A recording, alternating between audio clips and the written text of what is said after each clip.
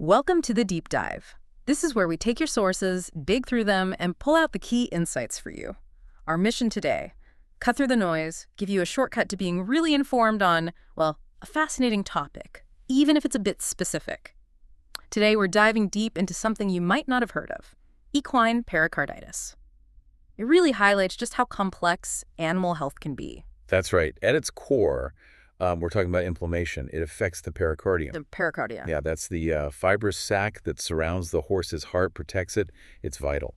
And while it is relatively uncommon, when it does happen, it can absolutely be life-threatening. It seriously impairs heart function. Okay, wow, that sounds incredibly serious. What makes this condition so challenging, for vets and for the horses themselves? And why is it so important for people involved with horses to understand it? Well, the pericardium is this critical protective layer. When it gets inflamed, it generally shows up in a few main ways. Each one has its own challenges. So you've got effusive pericarditis. That's where you get excessive fluid building up inside that sac. Pericardial effusion, they call it. Fluid buildup, right. Then there's fibrinous pericarditis. That's different. Here you see fibrin, the clotting protein. It gets deposited and forms these thick, almost shaggy adhesions inside the sac. Oof, adhesions. And then probably the most severe chronic form is constrictive pericarditis.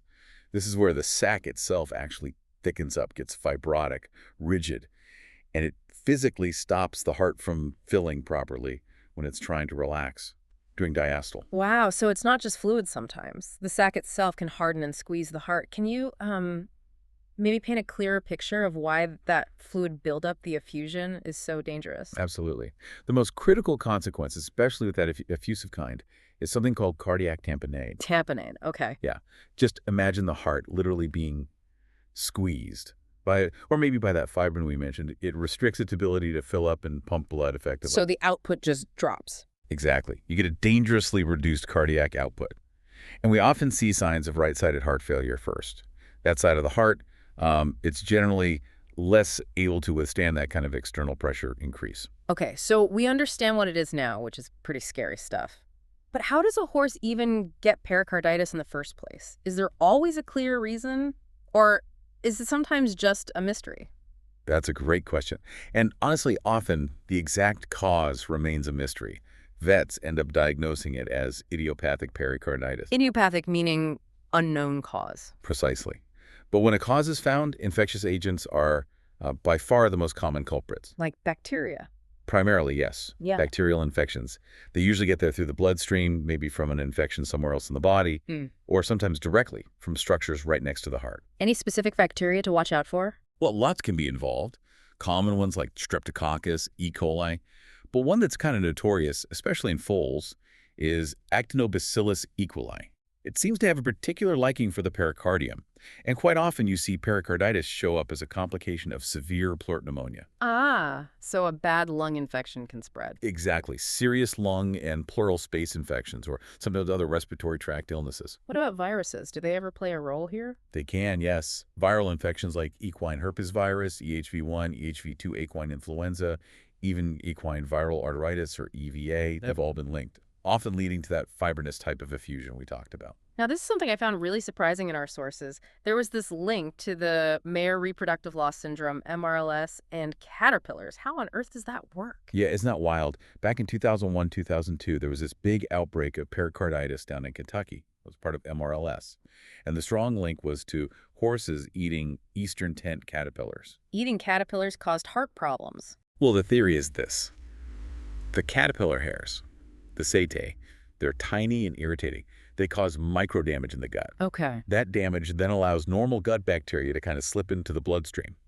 And from there, they can travel and infect different tissues, including sometimes the pericardium. Wow. That just shows how connected everything is, doesn't it? Environment, gut health, heart health. It really does. It's a stark reminder that things you wouldn't even think are related can have these huge knock-on effects. So, beyond infections and caterpillars, which is still kind of blowing my mind, are there other, maybe rarer causes? The sources do mention a few others. Sometimes it's suspected to be immune-mediated. So the horse's own immune system attacks the pericardium. That's the idea. And though it's pretty rare, trauma could be a cause. Like if a horse swallows wire or a nail and it somehow migrates towards the heart. Oh, gosh. And finally, neoplasia, which just means tumors. Something like lymphosarcoma could potentially invade the pericardium. But again, these are less common. Right. So, given how serious this is, what are the signs? What should an owner or anyone around horses be looking out for, especially those early, maybe subtle signs? The sources said they can be non-specific at first. That's very true. Early on, the signs can be quite vague. You might see a fever, particularly if it's an infection causing it. Okay. Often there's depression, lethargy. The horse just seems dull, no energy. Not themselves. Exactly. Anorexia, too, loss of appetite, maybe weight loss. You might even see faster breathing or difficulty breathing. Sometimes even just vague signs of abdominal pain, like colic, can be the first thing someone notices, which obviously makes it tricky. Yeah, because colic could be so many things. So those are the general flags. But what are the real telltale signs? The things that make a vet think, hang on, this might be pericarditis, those specific heart-related clues. Right, the cardiovascular signs are key. One of the most classic ones is muffled heart sounds. Muffled. Oh, quiet. Yeah, exactly. When you listen with a stethoscope, the heart sounds are noticeably quieter than normal. That's because the fluid, or the fibrin, is basically acting like a cushion, dampening the sound between the heart and the chest wall. Ah, okay. That makes sense. The sound is literally being blocked. Precisely. Another really distinctive sign, though you don't always hear it, is a pericardial friction rub. A friction rub. What does that sound like? It's memorable once you hear it, often described as like scratching or creaking leather. Some even say like walking on dry snow. Wow. It's caused by the inflamed surfaces of the pericardium rubbing against each other. It can come and go, though. Okay. What else points towards the heart? Well, you'll likely see tachycardia, a fast heart rate. The heart's trying to compensate for pumping less blood with each beat. And jugular vein distension and pulsation are really common.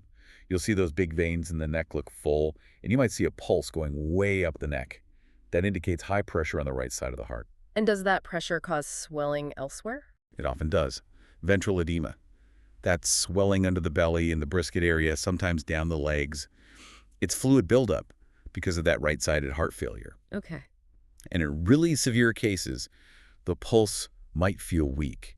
You might even notice something called pulsus paradoxus. Pulsus paradoxus. Yeah, it's where the pulse strength drops quite significantly when the horse breathes in. It's a really critical sign of severe cardiac tamponade. So it sounds like vets need to piece together a lot of clues, some pretty subtle. Anything else in how the horse behaves? Sometimes they might seem reluctant to lie down, or they might stand with their elbows kind of pushed out, a wide stance, trying to make more room or ease discomfort. And of course, you might see signs of whatever the underlying problem is, like coughing if they have pneumonia. Right. So once a vet suspects pericarditis based on these signs, how do they actually confirm it? What's the diagnostic process look like? It really relies on putting everything together. That clinical suspicion from the exam, the physical findings we just discussed, and then, crucially, advanced imaging. Does blood work help point the way initially? It definitely can. A complete blood count, the CBC, often shows general signs of inflammation, maybe a high white blood cell count. More specifically, vets look for things like hyperfibrinogenemia, high fibrinogen, and high serum amyloid A, or SAA. These are strong indicators of significant inflammation going on somewhere. And sometimes, they'll measure cardiac troponin ICTNI. If that's elevated, it suggests there might be damage to the heart muscle itself, which is obviously a big concern. Okay, so blood work gives clues, but what's the definitive test, the gold standard for actually seeing what's happening around the heart? Without a doubt, that's echocardiography, cardiac ultrasound. Ultrasound of the heart. Exactly. It's the most important tool. It lets the vet literally see the fluid in the pericardial sac. They can estimate how much is there, look for signs of the heart being compressed, like the right atrium or ventricle collapsing inwards. They can assess the heart muscle itself, see if it's functioning okay, and even visualize those thick layers of fibrin if they're present. It gives you a real-time dynamic picture. And can you get direct evidence from the fluid? Does sampling it help? Absolutely critical. That's pericardiocentesis. Okay, sounds like a procedure. It is. It involves carefully inserting a needle and catheter into the pericardial sac to withdraw some of that fluid. It's crucial for diagnosis. You send the fluid to the lab to analyze the cells, the protein level, see what it looks like. And it's often therapeutic too. Removing the fluid gives immediate relief from that tamponade pressure. A double benefit then. Definitely. And it's essential to culture that fluid, try to grow any bacteria, and run sensitivity tests. That helps figure out the best antibiotics to use. Though sometimes the cultures come back negative, even if an infection is suspected. Interesting. Are there other imaging tools that might add to the picture? Yeah, chest x-rays or thoracic radiography might show an enlarged heart shadow if there's a really large amount of fluid. Sometimes they call it a water bottle heart shape. And an ECG, an electrocardiogram, can show that fast heart rate, the tachycardia. Or sometimes the electrical signals look weaker, low-voltage QRS complexes because the fluid dampens them. These are more supportive findings usually. Okay, so you've got the diagnosis. Now comes the really critical part, treatment. How do vets tackle this? It sounds like it needs to be pretty aggressive. It typically is very aggressive, yes, and the approach really depends on the underlying cause, how severe it is, and critically whether that cardiac tamponade is happening. So if tamponade is present, what's the absolute first step? Emergency pericardiocentesis. Draining that fluid is often the very first thing done. Immediately removing that fluid is vital to relieve the pressure and let the heart start working properly again. Sometimes they might even place a larger catheter, leave it in for a bit, Leave it in. to allow for repeated drainage if fluid builds back up quickly, or sometimes to actually flush the pericardial sac. They might lavage it with sterile saline, maybe even dilute antiseptic or antibiotic solutions to help clear infection. Okay, so drain the fluid. If infection is suspected or confirmed, what's next? Antimicrobial therapy. Started immediately. Usually broad-spectrum antibiotics right off the bat while waiting for those culture results. And then adjust based on the culture. Exactly. Tailor the antibiotics based on what bacteria grows and what it's sensitive to. And our sources really emphasize this. Treatment often needs to be long-term. Weeks, sometimes even months. Wow, months of antibiotics. Yeah, it's a really tough space to clear infection from, effectively. It's an enclosed sac. Makes sense. What about the inflammation itself? Anti-inflammatory therapy is also key. NSAIDs, like flunixin, meglumine, banamine is a common brand name, are used frequently to reduce pain, fever, and the inflammation. Corticosteroids might be an option in some specific cases, like if it's thought to be immune-mediated and non-septic. But vets are usually very cautious using steroids if there's any chance of infection, because they suppress the immune system. Right, you don't want to hinder the fight against bacteria. And what about just general support for a horse that's this sick? Oh, absolutely essential. Things like IV fluids to help support circulation. Nutritional support is critical. If the horse isn't eating, they might need feeding through a nasogastric tube. Yeah. And just really intensive monitoring of all their vital signs. It's a huge nursing effort. It sounds like it. When does surgery become the necessary step? You mentioned that constrictive form. Right. Surgical intervention, like a pericardiectomy or pericardiotomy, basically removing part or all of the pericardial sac that's usually reserved for those chronic difficult cases. Particularly the fibrinous or constrictive types where you have extensive scarring, fibrosis that's severely restricting the heart, and medical treatment just isn't enough. But it's major chest surgery. It carries significant risks, and even with surgery, the prognosis can still be quite guarded. Which brings us to the big question. After all this diagnosis and intense treatment, what is the outlook? Can horses recover from this? The prognosis. It's generally described as guarded to poor. That being said, it has improved over the years with better diagnostics and treatments becoming available. Okay, so guarded to poor overall. What factors might tilt it towards a better outcome? Early diagnosis is huge. Catching it and intervening quickly makes a big difference. Cases that are idiopathic, remember, unknown cause or non-septic effusive pericarditis, those tend to do better if they respond well to just draining the fluid and anti-inflammatories. Also, if there was an underlying cause, like pneumonia, that gets treated successfully, that helps.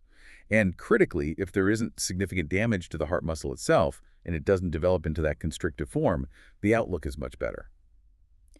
And conversely, what makes the prognosis worse? When are things looking particularly grim? Well, severe or prolonged cardiac tamponade is bad news. It can cause irreversible damage to the heart muscle. Septic pericarditis, the infected kind, generally has a tougher outlook because clearing that infection completely is so difficult. And definitely the development of constrictive pericarditis. That involves irreversible scarring, fibrosis, and it really limits long-term heart function. It's a very poor prognostic sign. Developing congestive heart failure as a result is also obviously very serious. And sadly, sometimes it comes down to owner resources. The treatment is intensive, prolonged, and can be very, very expensive. That's a practical reality. So it's a real battle. It is. While some horses, especially those with the acute non-septic form, can make a full recovery, potentially even return to athletic work, many others will have lingering chronic changes.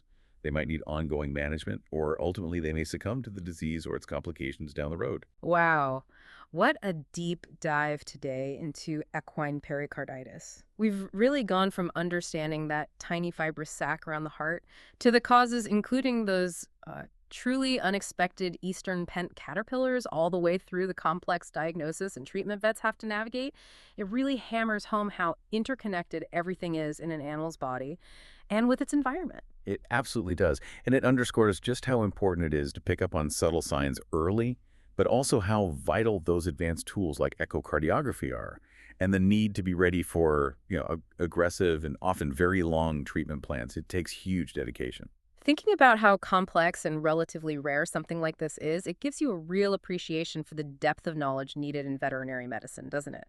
Especially for large animals where things can be so challenging. Makes you wonder what other hidden conditions are out there. Well, we hope you gained a deeper understanding from our dive today. If you've got sources you want us to tackle, definitely let us know. Until next time on The Deep Dive.